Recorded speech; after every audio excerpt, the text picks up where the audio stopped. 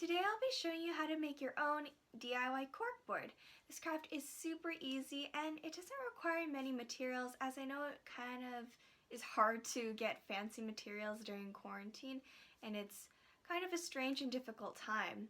Doing crafts is honestly such a great way to take your mind off of online school and take a break from work, and I find that it's kind of nostalgic in a way and takes me back to childhood.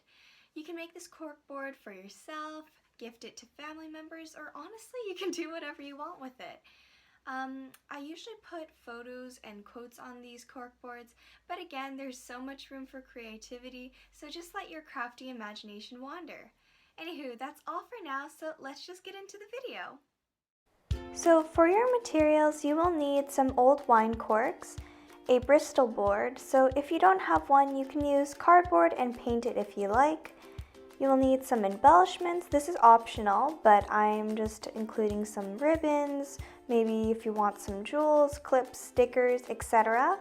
You'll also need a hot glue gun, and if you don't have one, you can use super glue. And you'll need a bit of yarn or string to hang your corkboard up.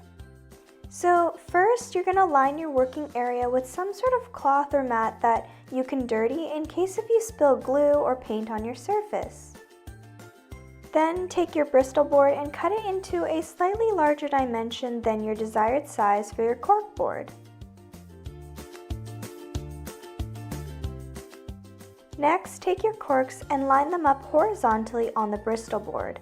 You can line the corks vertically, but I just prefer the look of horizontal corks. This step helps to just lay out everything and make adjustments if needed. Next, take out your hot glue gun and start gluing each cork down.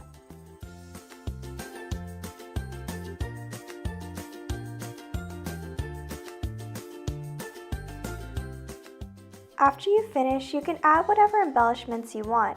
So here I'm just using a string I got from the dollar store, I believe, and I think it's really cute. It has like these little leaves on there and it was only like $1.50.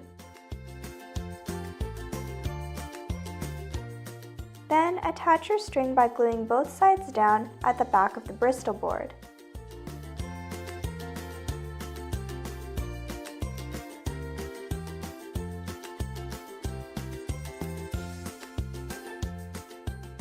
Now you're done and you can start pinning stuff on your corkboard.